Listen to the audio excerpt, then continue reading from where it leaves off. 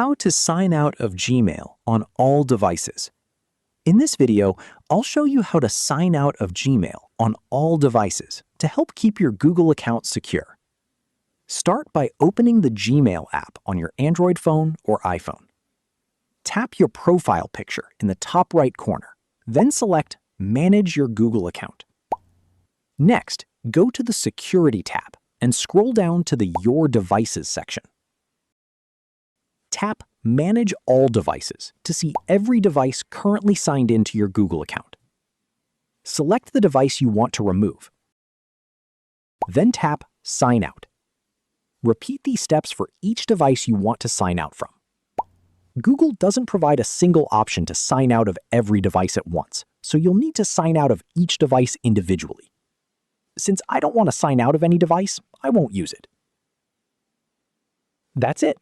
You've successfully signed out of your Gmail account on your other devices. If you find this video informative, click on like, share, and subscribe for more videos.